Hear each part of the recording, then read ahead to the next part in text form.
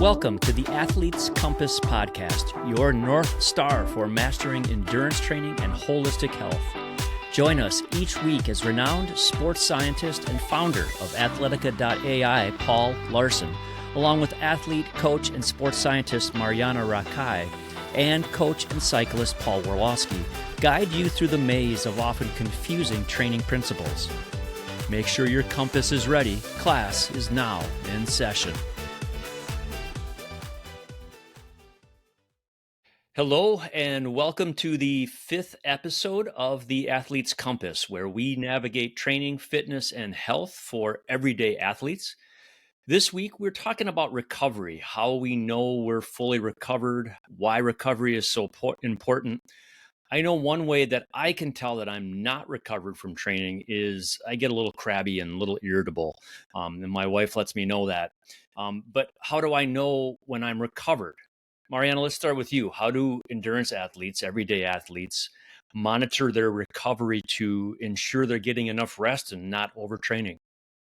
I think I would say in a similar way as you know if you're moody and cranky, if you're short with your partner, maybe you're not getting enough sleep. But you can, I think it's important again, like the last episode we talked about developing the feel. You know when you're ready for a workout, if you're feeling good and energized, which we often are not if we are lacking sleep.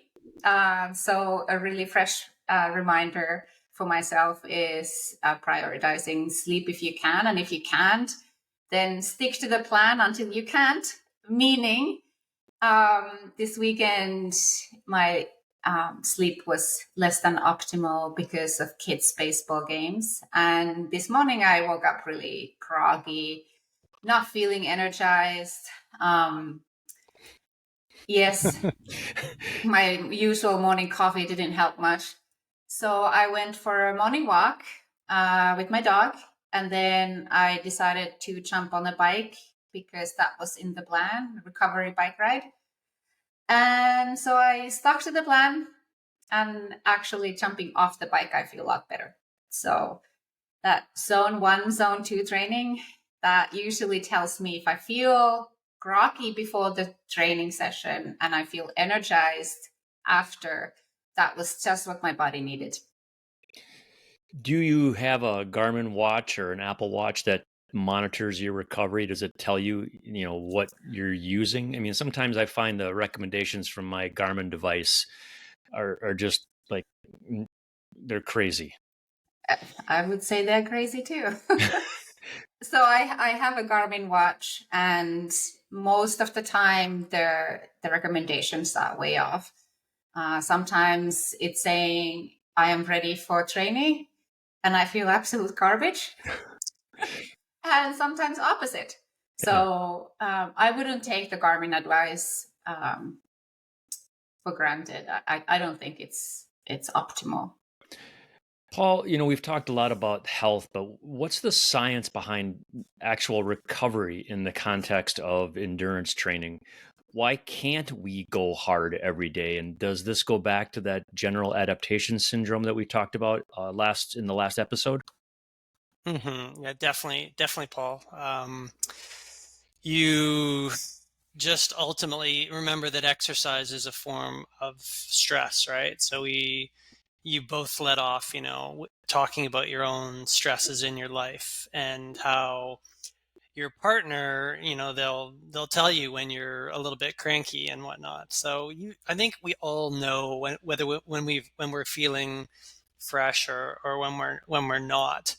So it really isn't too much different in the exercise context, but perhaps with the added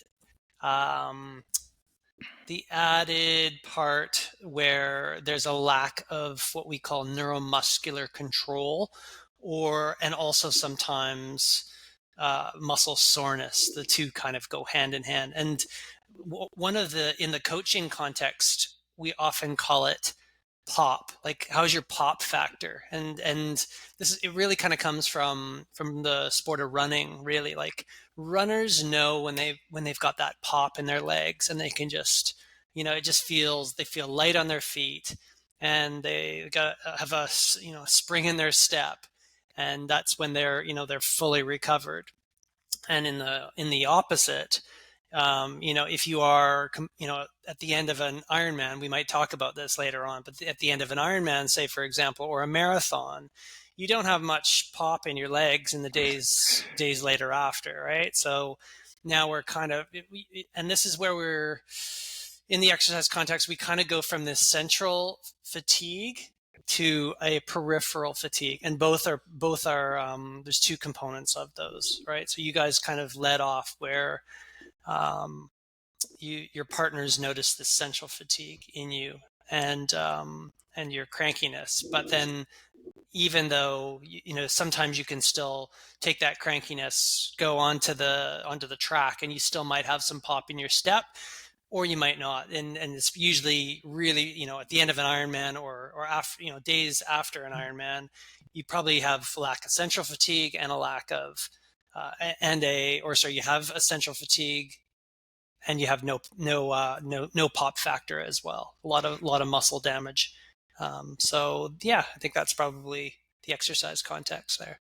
I think Go ahead. go ahead. No, go ahead, Prof. Well, I was going to say, I guess what I failed to kind of mention was in the context of the general adaptation syndrome, which was your question. And in that, remember, just a review on the general adaptations syndrome, or Saleh's model, is basically you need to stress yourself, and then you need to recover from that stress.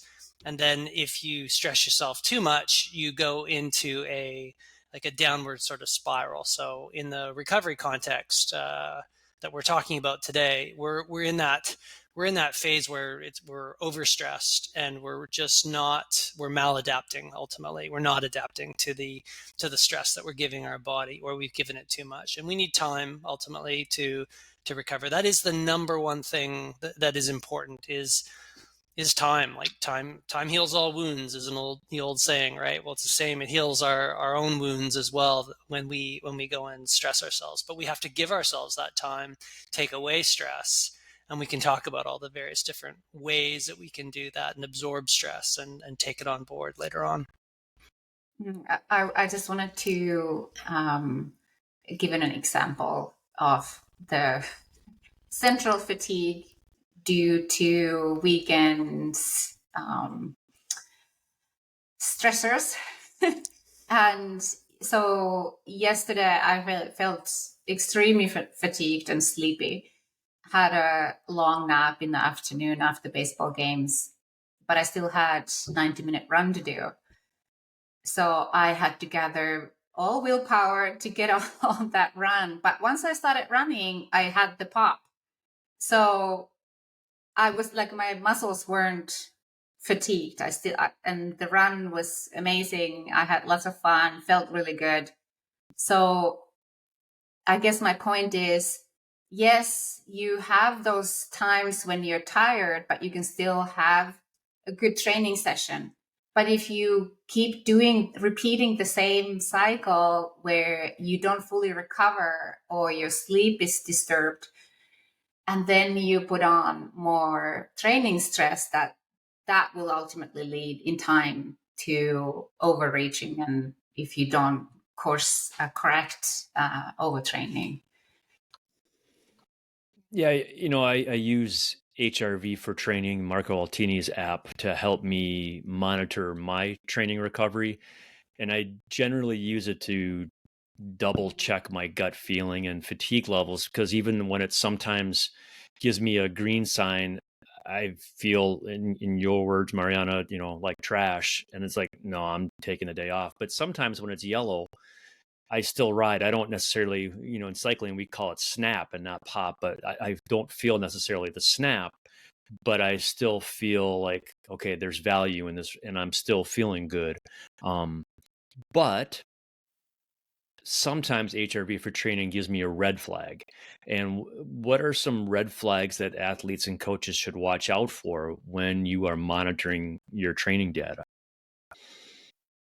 Well, I mean, the first one, Paul, just on your, on the back of what you've just said, when you're monitoring HR, if you happen to be monitoring HIV, if you have a baseline level that you're quite confident in, which is what you would gather from a heart rate variability system. This is forefront of mind for myself as we're developing this in Athletica right now. But you'll have say a 60-day average up to that, and you wind up getting like a band of those of where that rolling average kind of sits, or sorry, your normal line sits. And then as you move through your day-to-day training, you will have values that are inside and outside of this, but we shouldn't actually look at a single day. Just to your point, if you're looking at a single red day where heart rate variability is down, you should be aware of it, but it could be a bad reading, and you should always trust your feel first. Now, however, this is the key thing that we monitor when we monitor HRV is we monitor a 7-day rolling average, which picks up consecutive days of being in the dump ultimately, right? Like, so being in the dumpster is like multiple days in a row. That 7-day rolling average is going to roll down below your baseline, your normal value. Well, that's one thing that you might want to pay attention to, especially if it aligns with how you feel, right? So we should never just look at HRV as the be all end all. Nothing. We can't look at anything as the be all end all. But when you start to get more than one factor that's aligning up with the feeling, which is the most important thing anyways, then we should start to pay attention to it. So, but yeah, in the monitoring context, reduced HRV, but then also all the ones that we're aware of. If you're waking up in the middle of the night, not sleeping well, if you're having trouble going to sleep, if you just feel flat, if you lack your pop or your snap, these are all key signs, right? That you need to recover and rest better. What about you, Mariano? Are there red flags with your athletes that you tell people to look out for besides mood, sleep disruptions? Actually, most of my athletes don't measure HRV. Okay. Um, I usually have a questionnaire at the end of the week where they write down how was their life stress overall. Did they sleep well? If they didn't, what is going on in their life? So I kind of get a little bit of a glimpse what's going on in their lives when they fill out the questionnaire. But yeah, most of my athletes don't use HRV, but I do teach them how to use it, and it's totally like optional for them to start using it if they want to or not. But yeah, I talk about importance of sleep and recovery, and taking the life stress into account. What do you see on your questionnaire when are people, are trends changing in the questionnaire that you go, I need to talk with this person about their workouts? Yeah, yeah. So as everybody knows, like Christmas time is pretty stressful, like getting everything done, like get ready. So I usually see lack of sleep and more stress and more missed workouts.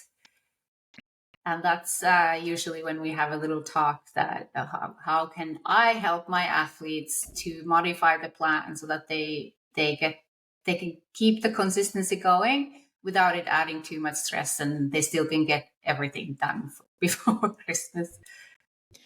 I have several athletes using Apple Watches and some Whoop straps and Aura rings. What's kind of the general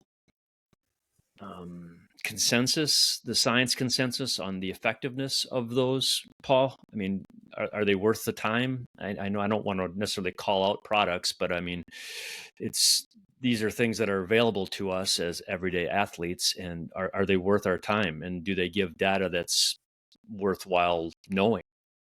Yeah, I think my honest answer is they probably relate to the personality of the individual. If you are into that, what is it called? Like the quantified self or whatnot. If you're into that movement, they can be very, very helpful. All of these wearables actually can be super helpful from an educational standpoint. Doesn't mean you have to wear them forever, but if you've never had them before, even a period of time when you're actually wearing them and going through this process, they can be incredibly enlightening. And I think of the first one that comes to mind is like a continuous blood glucose monitor thing, like a Super Sapiens, to get insight into when your blood glucose is all of a sudden high based on diet, exercise, stress.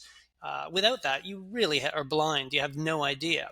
And it's the same with something like an Aura Ring or a Whoop strap, etc. Right? So you might feel that stress, but are you really, and how is it affecting sleep, etc. So yeah, I think all of them have their place, and I think that the word on the street is that the Aura Ring tends to be the best, especially the evening averages. Marco Altini, a colleague of mine who invented HRV for training, he also happens to work for Aura Ring, but he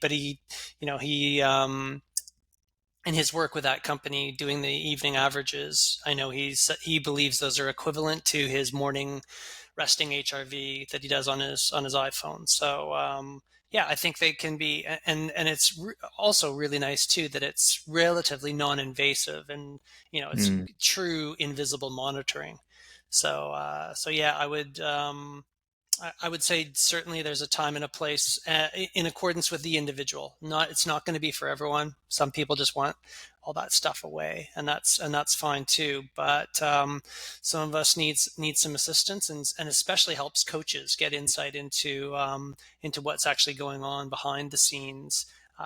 Because us as coaches, we're only able to get that glimpse of the training session and maybe a few comments, right? But what actually goes on the rest of the day, and to be able to have that 24-hour surveillance can be pretty helpful to generating conversations with the athlete.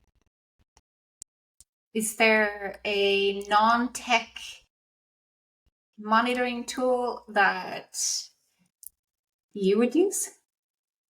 A non-tech, well, like what about like old-fashioned, just measuring your heart rate in the morning? Yeah, that's a great start. So, we haven't even really gone into that. Like, what's the rationale even for heart rate variability versus heart rate, right? Like, we should even sort of start there. Why, how did the whole heart rate variability craze even come about? And, I have to thank some of my colleagues that I was alongside in contributing to this, and there's many, but people like Martin Bescheid, who I wrote the book with Hit Science, Dan Plews, who did a whole PhD on this area, starting back in, would have been like 2010. We started on it, and went on for a long time. But you get into heart rate variability which is the beat to beat variation in your heart rate. I think I did mention this last time. We talked about how the heart rate is like a metronome initially when you first think about it, but it's actually not. It goes it's all over the place with lots of variation, meaning more parasympathetic drive, rest and digest, and then the metronome, the clock, is more the sympathetic. So it turns out that just measuring the pulse is not as sensitive to stress as heart rate variability. Heart rate variability is much more refined and precise in terms of its ability to pick up stress and various different things that are in your life. And there's various, there's lots of examples that are out there where we see it's reflective data, but it's, you can see when the dip before an athlete gets sick, or Yeah. and you certainly see a massive dip after something like a marathon or an Ironman, etc., like these big events. So it really, it picks up real events in your life, and the holy grail is that if heart rate variability is picking up these events that are occurring in you, you can stop them in their tracks. So in other words, if all of a sudden you get 3 consecutive days of low heart rate variability coupled with a feeling of not feeling great, and you and your coach decide, you know what, I think we're just going to put some brakes on everything, you might catch yourself before you get really sick and run down, going into, overtraining, before you get an injury. As opposed to the alternate, where if you're just following the plan, then you kind of you push through. And I saw a really cool tweet from Alan Couzens the other day on this as well. Alan Couzens is a bit of a guru in the world of also AI and training science. He's a coach as well, so really in that middle space. And he was talking about how heart rate variability is indicative of your ability to absorb and adapt to the training. So in the case where you imagine just doing the exact same session, let's just call it, we've all got to do a HIIT session today. We've all got to do 2 sets of 6 30-30s. All right, everyone's going to get that today. But if you're on a situation with your recovery status and your heart rate variability is normal or elevated, you're going to absorb and adapt to that 30-30 session. Awesome. But if you're in the tank and you get fed and do that same 30-30 session, what do you think is going to happen? Yeah, you're not going to adapt the same way. That's what the science sort of shows. And they've actually done these studies. They're really cool. They're called heart rate variability guided training sessions. In other words, what they did in these studies, there's got to be about 5 or 10 now that have shown this. It's a repeated phenomenon. It actually works, and it's why we're implementing it into Athletica now. But basically, they showed in these studies that when you were prescribed HIIT training in the normal or elevated situation with HRV, you adapted, and conversely, in like the blanket plan, you weren't being guided by HRV, you didn't adapt as well. So clearly the better road to Rome in terms of your adaptation and your potential is to be paying attention to these signals, whether it's HRV or maybe you've just got this incredible intuition. But doing these sessions when you're ready to adapt is far superior than the opposite, right? Than just flogging yourself because it's on the schedule in front of you. So when an athlete gets those 3-4 days of a dip in the HRV and there is heat session in the original plan, what do you say to that athlete to do then? I know. I've been there. I know what you're going to say. Well, then why don't you tell everyone what I would say to you, Mariana? When I'm coaching, what do you have to do? So Coach Paul would say, do some yoga, or jump on a bike and go for a spin around the neighborhood with my son. Yep, exactly. Yeah. Go for a walk. Yeah. Yeah, absolutely. All these various different things. Even a swim, even an easy swim is nice.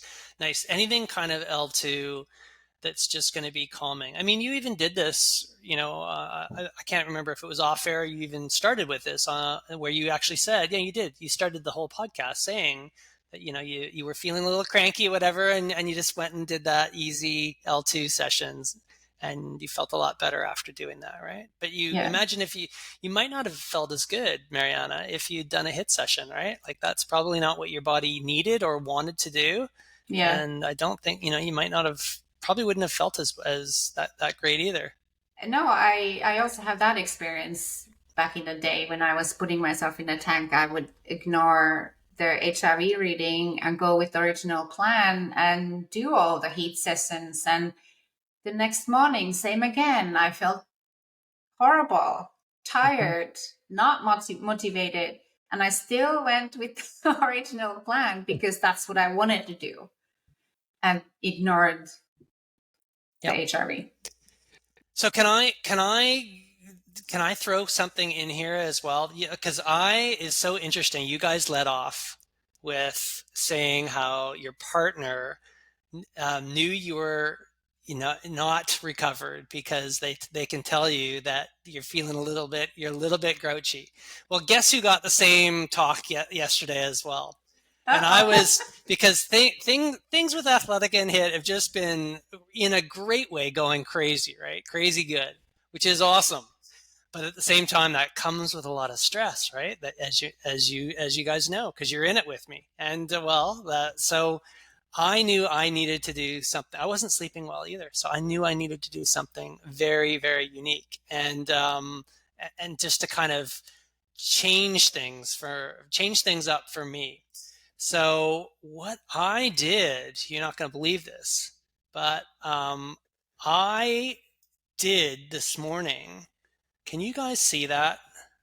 It is what, so we're recording right in winter months here in Revelstoke, right? And yeah, this is okay. This is the Columbia River, and that's snow in front of my camera. And yeah, shortly we should see me going in here. Let's just wait for it. Yeah, I mean, honestly, Paul, I was I'll admit, like I was, Yeah. I totally needed this. So yeah, here I go. That is a little cold. I'll let you know. It's hard to position yourself like that. That river is flowing, right? You can hear me talking to a buddy there. It's like No, there's a few people here in Revelstoke that do this, right? Like they do it kind of for their mental health, right? And it's we're also really fortunate that right off, maybe 200 meters away, the rec center where I swim is open as well, and there's a sauna that's going. So I have that luxury in dipping in here to the 0-degree water, and then being able to go, straight back up. So I'm in here for about 5 minutes. I should come back into the picture here. I'm like, basically the first 90 seconds is pretty excruciating if you haven't done this. And that's really the hard part to kind of get through, because you need to, and I should say, this can be super dangerous. So be careful. Like this is, I have done this quite a bit. I just knew I needed this stimulus today, kind of thing, to get my mind out of any negative sort of thoughts. I think we all go through this, and this is why the Wim Hof method has kind of been so so effective. And it's sometimes we just need this big shock to do this.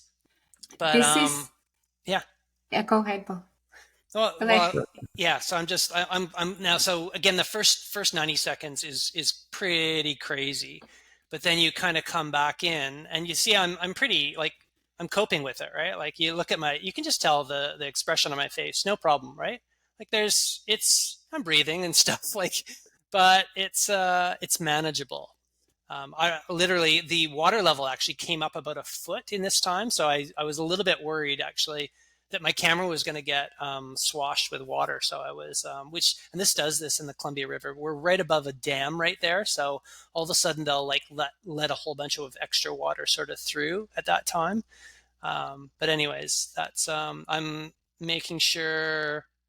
Yeah, making sure I can. This is where I'm looking. I'm actually looking at the water level right now. I'm actually like concerned that the water level's going to get up.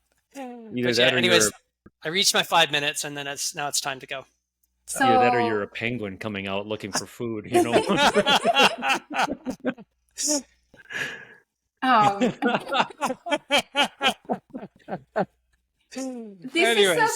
is so cool, because my hometown in Finland, it's at the Arctic Circle, and this has been going on for like, I don't know, decades. They Mm-hmm. have this little sauna. Oh, it's not actually a sauna. It's just a dressing room, like a little hut.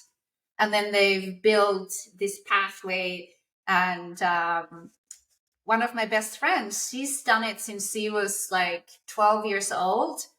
Um, so 30 years something. Mm-hmm. And she swears by it. So she wanted me to try it a couple of years ago when we spent Christmas in Finland. She's like, "Yeah, you're gonna come and do it with me," and I'm like, "Oh no, I don't know. I was a chicken. I couldn't do it, but my husband did." And yeah, it was pretty cool to see because there's like they've made it really dramatic. So they have these like ice blocks around the hole. So they cut the hole in the river ice and the pathway leads in there, and it was pretty dramatic looking. But yeah, he went in, and I wanted to ask you, like, when you go in, are you trying to control your breath? Like, that's what you're supposed to do, right? You're trying to control the Yeah. reaction what you get, and then just deep breathing, or you just get in there and Yeah, I've done this quite a bit, Mariana, and we can save this for the next episode, but it's like a lot of it kind of comes back to some of the meditative stuff that we'll Mhm. speak on in subsequent episodes, and really just kind of becoming more in control of seeing these stressors for what they are in your mind. But sometimes, I mean, the mind and the body are definitely connected, right? We know this. So this is a way to kind of take the body and complete an intervention that is going to have an effect on your mind. Because you guys were speaking previously about all of the various different like, again, kind of when going to that the general adaptation syndrome, stress. Well, then there's all of these hormonal and immune and neural issues that are taking place all across the body that are creating to that grumpy mood where we started this podcast with, right? I needed something, and I've achieved it with this. I can't tell you how much clearer my mind is now that I went and did that just before this episode. This was literally 2 hours ago, and I'm so grateful that I did that. So yeah, again, there's lots of ways to kind of recover, but this is one. This is an extreme method, but I know that I needed this sort of today, and maybe we can. We're getting close to the time limit on this one, but we can potentially reflect a little bit and speak more on this in subsequent issues. So, what, we've talked about some of the active recovery like yoga or walking or easy runs or easy rides. What's the science behind that? Why not just take a rest day? Well, I think in all of those modes of movement you've described, Paul, they involve movement. They involve circulation. It's there's something fundamental to us humans with moving, and there's a stimulation of metabolism, mostly fat metabolism, that occurs that tends to elevate things like ketones, but everything in term all of the various different circulating metabolites. But they go to feed the mind, right? We're trying to get the mind under control again, and we might also be looking to try to remove some of that muscle soreness as well. So in all of those situations that you've just described, all of those modes will do that. Like they act on mobility, they act on body temperature, that improve flexibility, that and yeah, these pain is just a real nasty one, right? Like pain in your body, it goes back to the brain and back to the mind, and it makes us cranky. So if you've any of us that have had a chronic injury for a long time, you know this. So we need ways to, and especially as we age, unfortunately, it's just the more that these types of modes of exercise are vital to keeping us going on a day-to-day basis. So yeah, that's why they're good, Paul. if I were to add something, it would be, I would always choose to do active recovery instead of taking a full day off. But if you're feeling like you're coming, like you have a sore throat or you have a, horrible headache, then I would probably take a day off, or just do meditation. Totally. Mm-hmm. But other than that, I would do something easy, yoga and snow shoveling. Snow shoveling. I would love to do that. That's what I'm doing lately. Snow. That's what I've been doing lately. Building snow castle. Oh my god! I was looking at the snow there, and I'm like, oh, I'm so jealous. I miss snow so much. But like, I think people need to find their recovery method, what brings them joy. And what I used to do 4 years ago, 5 years ago, totally looks different from my recovery methods now. Like, I used to do every morning, I would foam roll and stretch and take my HRV measurements that I ignored. But now I do meditation in the morning. That's like my go-to. So first HRV and then meditate. And I can say that I don't meditate every day, but those days that I do, I feel so much more ready for the day.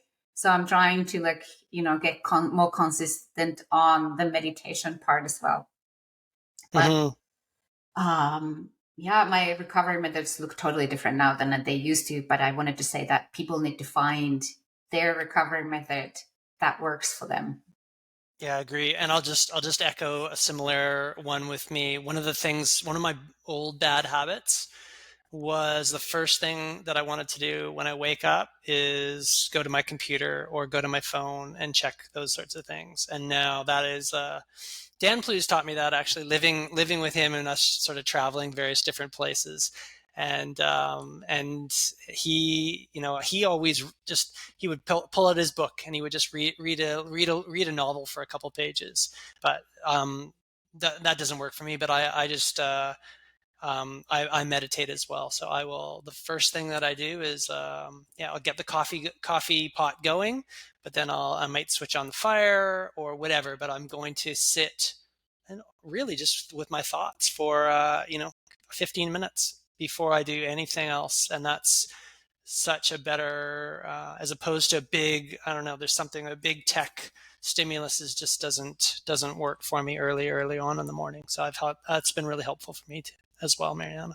Yeah, it's so powerful way to start a day instead of, going into a place of reactivity, checking mail or reading the news. That's the worst thing you can do first thing in the morning. Totally. Because there's nothing positive in the news anyways. And it's going to give you a big sympathetic stress that you don't need right off. Yes.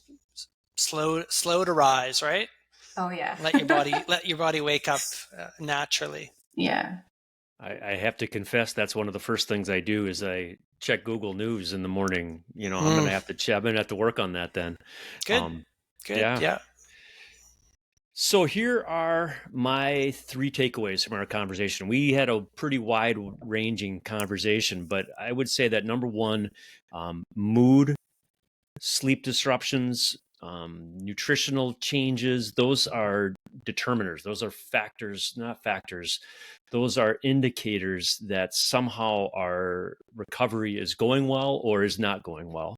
Number 2, it is a good thing to monitor recovery in some way, whether it's HRV for training, whether it's some kind of app, whether it's simply checking your resting heart rate in the morning. There is an educational value in learning what your body is doing and how it's responding. And number 3, there is a lot to be said for active recovery like yoga or walking, easy runs and rides, where there is some kind of movement to help you get your mind under control. And even Wim Hof. Exactly. All right, that's all for this week. Thanks for listening, and join us next week when we talk about the most important tool You can guess what that is, for good recovery. From Mariana Rakai, Dr. Paul Larson, I am Paul Worlowski, and this has been the Athletes Compass Podcast. We hope you enjoyed another episode of the Athletes Compass Podcast, your guiding light through the complex world of training for your endurance sport. For a deeper dive into the science, listen to our companion podcast, the Training Science Podcast, and check out the AI adaptive training platform, athletica.ai. Thanks.